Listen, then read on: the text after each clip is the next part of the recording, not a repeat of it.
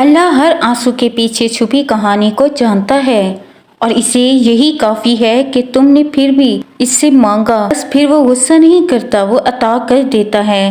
تڑپتے ہوئے دل کے لیے معاوضے وہ ضرور کرتا ہے اور ساری ناراضگیاں اپنے کن پر ختم کر دیتا ہے۔ یہ آزمائش تمہارے صبر کا امتحان لینے آتی ہے اور اس امتحان کا انعام وہ ہے جو تم اپنی دعاؤں میں مانگ رہے ہو۔ سسکیوں سے لے کر مسکراہٹوں تک کی ہر دعا اللہ نے اپنے پاس سنبھال رکھی ہے۔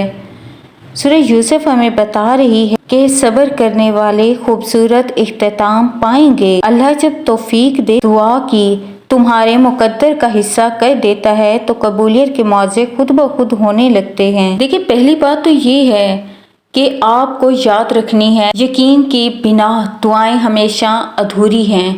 دعا سب کچھ کر سکتی ہے، جو مانگ رہے ہو وہ تمہارے لیے دنیا کے لیے ناممکن ہو سکتا ہے، لیکن جس سے تم مانگ رہے ہو وہ علی کل شیء قدیر ہے۔ وہ اس پورے نظام ہستی کو چلا رہا ہے، جس کے حکم سے سورج نکلتا ہے اور ڈھلتا ہے، جس کے حکم سے دن اور رات آتے ہیں، حکم سے سردی گرمی آتی ہے، جو تمہیں آج تک سنبھالتا آ رہا ہے، جو اس پوری کائنات کو سنبھال رہا ہے۔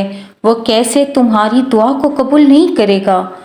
اللہ سے جب بھی مانگو، جیسے بھی، وہ ضرور سنتا ہے تمہاری، وہ تمہاری خاموشیاں بھی سنتا ہے، تمہارے سینے میں چھپے وہ راز بھی جانتا ہے جو تم اپنی زبان سے کہہ نہیں پاتے۔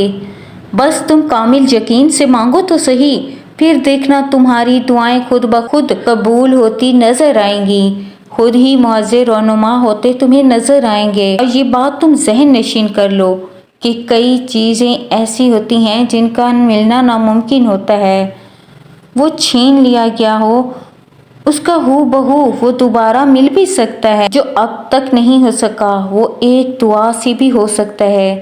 بس صبر، اور پھر دیکھنا تمہیں تمہارے صبر کا پھل یوں ملے گا کہ تم غم کی ساری کڑواہٹ کو بھول جاؤ گے۔ صبر کرنا مشکل لگ رہا ہے نا، لیکن کبھی سوچا ہے جب وہ چیز جو تم مانگ رہے ہو، جس کے لیے تڑپ رہے ہو، جب وہ تمہیں اس چیز سے نوازے گا، وہ چیز تمہیں دے گا، تمہیں اس کی کتنی خوشی ہوگی؟ جیسے توبہ قبول ہو جائے تو یاد گناہ بھی ختم ہو جاتی ہے، بالکل ویسے ہی جب اللہ کو تمہارا صبر کرنا پسند آ جاتا ہے تو وہ ہر اس یاد کو تمہارے دل سے نکال دیتا ہے جو تمہیں بے چین رکھتے ہیں۔ وہ دل مطمئن کرنے بھی خوب جانتا ہے۔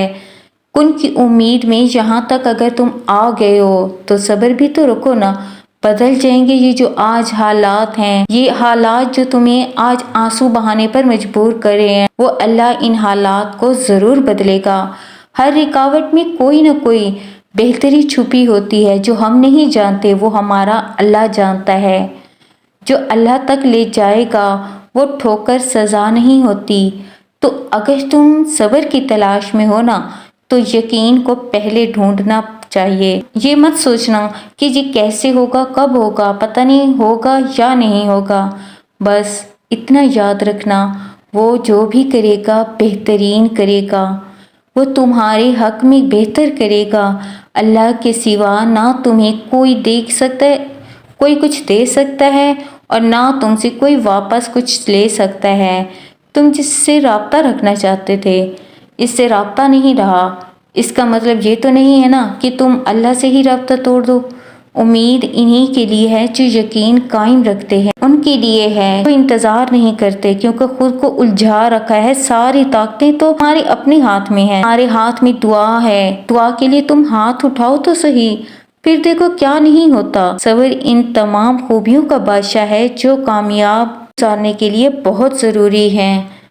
تم مطمئن تو ہو، اس رب پر توکل تو رکھو، یقین تو رکھو، اپنے اندر سے اس مایوسی کو نکال دو، بس ایک بھروسے رکھو جو اپنے رب پر ہو، کیونکہ اسی نے سب کرنا ہے، تمہارا کام تو دعا کرنا ہے۔ اللہ تو خود قرآن میں فرماتا ہے کہ کوئی مصیبت بھی تم پر آتی ہے مگر اللہ کے اذن سے۔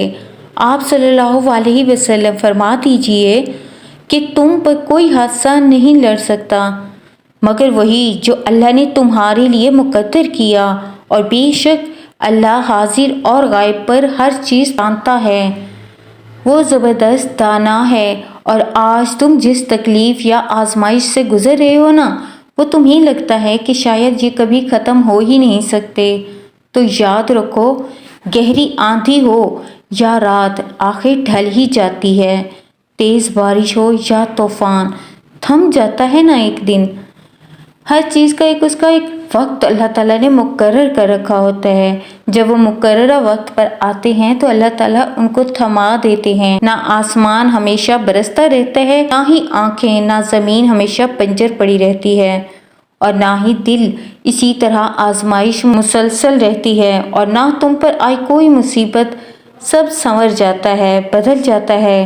اور جب انسان اپنی ساری طاقت لگا کر کچھ بدل نہیں پاتا نا، تو اس کا فیصلہ اور اس کی مدد اللہ خود کرتا ہے۔ تمہارا رب کچھ اس طرح اس کی زندگی کو آباد کر دیتا ہے کہ وہ سجدوں میں شکر کے آنسو بہاتا ہے۔ یقین کرو، تم یہاں رو رہے ہوتے ہو اور وہ وہاں مسکرا رہا ہوتا ہے۔ ایک حدیث میں آتا ہے، نبی کریم صلی اللہ علیہ وسلم نے فرمایا کہ تمہارا رب اپنے بندے کی مایوسی پر مسکراتا ہے، حالانکہ اس کی طرف سے حالات کی تبدیلی قریب ہوتی ہے۔ تم ہرگز رب کی خبر سے قرآن کہتا ہے اس وقت کو یاد کرو جب اللہ اپنی طرف سے غنودگی کی شکل میں تم پر اطمینان اور بے خوفی کی کیفیت طاری کر رہا تھا، اور آسمان سے تمہارے اوپر خوب پانی برسا رہا تھا تاکہ تمہیں پاک کر دے اور تم سے شیطان کی ڈالی ہوئی نجاست دور کر دے اور تمہاری ہمت باندھے اور تمہارے قدم جمائے۔ اگر آج تمہارا دل اللہ سے رو کر فریاد کر رہا ہے تو وہ اپنی مدد کب بھیجے گا؟ تو سنو، اگر تم اپنی کوششوں اور محنتوں کو برابر ہوتے نہیں دیکھ پا رہے، نہ سب کچھ کھوتے جا رہے ہو، تو تم خود سے یہ سوال کرو، وہ جو ارض و سما کا مالک ہے، کیا وہ نہیں جانتا کہ تمہارے لیے کیا بہتر ہے اور کیا نہیں؟ جو چیزیں تمہیں اپنے لیے ضروری لگتی ہیں تمہیں بہت پیاری ہوں اور تم اس چیز کو پانے کے لیے کوشش کرتے ہو، اللہ کے آگے روتے ہو، گڑ گڑاتے ہو، مگر اسے حاصل نہیں کر پاتے، تو یاد رکھنا وہ رحمان تمہاری اس تڑپ، اس کوشش سے بخوبی واقف ہے۔ مگر اکثر انسان اپنی تنگ نظری میں مبتلا ہو کر اپنی کوششوں کے بظاہر تو اچھے نتائج پا لیتا ہے، مگر اس کے برے اثرات اسے بے سکون کر دیتے ہیں۔ جان لو کہ اللہ کی نور بھری مصلحتیں تمہارے اندھیرے خوابوں سے بہت خوبصورت ہیں۔ قرآن خود کہتا ہے، اور تم محبت کرتے ہو جلد مل جانے والی چیز سے، اور تم چھوڑ دیتے ہو دیر سے ملنے والی چیز۔ ایک حدیث میں آتا ہے، اللہ تعالیٰ فرماتا ہے، بے شک جو میں دیکھتا ہوں وہ تم نہیں دیکھ سکتے، اور جو میں سنتا ہوں وہ تم سن نہیں سکتے، اور وہ اللہ ہی ہے جو تخلیق کا منصوبہ بنانے والا اور اس کا نافذ کرنے والا اور اس کے مطابق اس کی صورت گری کرنے والا، اور جانتے ہو اللہ کی مدد کے راستے تم پر آسان کب ہوتے ہیں۔ تو یاد رکھو، جب کبھی زندگی اپنے ناخن زمین میں گاڑ کر تمہیں گھیر لے اور مدد کا ہر دروازہ خود پر بند دکھائی دینے لگے، تو تم دعا کی سیڑھی لگا کر آسمان کے رب کی طرف چڑھ جایا کرو، کیونکہ وہ رب، وہ شہنشاہ جو مانگنے پر خوش اور نہ مانگنے پر خفا ہو جاتا ہے، تم اپنے رب کے کرشموں کو کبھی بھی سمجھ نہیں پاتے، اور جب تمہاری مدد کا ارادہ کرتا ہے نا، تو یکدم سے ایسا کرتا ہے کہ تمہارے تمام زخم ایک ساتھ ہی بھرنے لگتے ہیں۔ چھوڑ دو ایسی جگہ سے مرہم ڈھونڈنا جہاں سے تمہیں صرف زخم ہی ملا ہو۔ میرا رب تم ماں کی طرح مرہم رکھتا ہے نا، وہ بندے کے کرچی کرچی وجود کو اس طرح سمیٹ لیتا ہے کہ لکیر بھی ڈھونڈنے سے بھی نہیں ملتی۔ میں جانتی ہوں تم اس وقت بہت زیادہ دکھ میں ہو، بہت اذیت میں ہو، مگر یاد رکھو اللہ تمہارے لیے مدد تیار کیے بیٹھا ہے۔ وہ دیر صرف اس لیے کر رہا تاکہ تم اسے منا سکو۔ اور اگر آج تمہارا دل تکلیفوں میں ڈوبا ہے اور تمہاری روتی آنکھوں میں کسی پل قرار نہیں آ رہا، تو سنو، وہ تمام سمتوں اور مقاموں کا مالک جب تمہیں کچھ دینا چاہتا ہے نا، تو لامعلوم سے ہونے کے ایسے اسباب بناتا ہے کہ عقل انسانی حیران رہ جائے۔ اور جو دوڑ دھوپ تم آج کر رہے ہو، آج تمہیں بے چین کر رہی، اللہ اس سے ہرگز بے خبر نہیں، وہ خوب جانتا ہے۔ تم صبر کے ساتھ اس کی مدد کے منتظر ہو۔ جان لو تمہارا یقین کبھی بھی نتائج بد سے دوچار تمہیں نہیں کرے گا، کیونکہ یقین کی جڑیں جتنی گہری ہوں گی تمہارے رب کی عطاؤں کی ڈالیاں اتنی ہی ثمردار ہوں گی۔ جانتے ہو اللہ اپنا کن کب فرماتا ہے اور اپنی مدد کب بھیجتا ہے؟ تو یاد رکھو، جب تم مشکل حالات میں بھی صبر کی صفت اپنا کر ثابت قدم رہتے ہو، چاہے قدم قدم پر گناہوں کی کتنی ہی ترغیبات کیوں نہ ہوں، تمہارے قدم ڈگمگاتے نہیں ہیں اور نہ ہی ایمان، تو جان لو کہ اللہ سے تمہارا یہ وفادارانہ رویہ عین قریب وہ خوشیاں تمہارا مقدر کرے گا جس کی تمنا ہے۔ تمہیں پتہ ہے جن لوگوں کی محنتیں صحیح راستے پر صرف ہوتی ہیں نا، تو اللہ ان کے لیے آتش کدے کو بھی گلزار بنا کر ان کی مدد کے ایسے ایسے راستے کرتا ہے نا جو انہیں بہترین منزلوں تک لے جاتے ہیں۔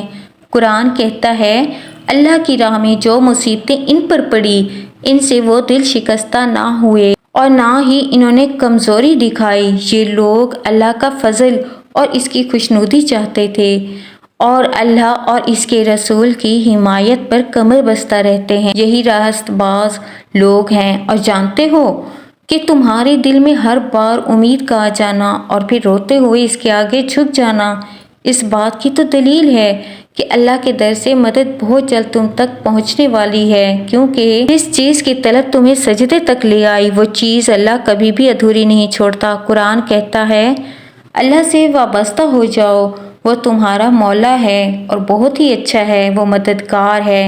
میں جانتی ہوں کہ کچھ دن اعصاب پر بہت بھاری ہوتے ہیں اور ان کا ضبط کا بندھن ٹوٹ کر آنسوؤں کے رستے بہنے لگتا ہے۔ یاد رکھو جس کی نظر سبب الاسباب پر ہوتی ہے نا، پھر سبب سے دل نہیں لگاتا اور نہ ہی اپنی بے بسی کا رونا کائنات کے آگے روتا ہے، بلکہ اپنے تمام تر معاملات خالق کائنات کے سپرد کر کے مطمئن ہو جاتا ہے۔ یاد رکھو اصل بھروسے کے لائق وہ اللہ ہے جو تمہارے آنسوؤں کی قیمت دگنی کر کے لوٹاتا ہے۔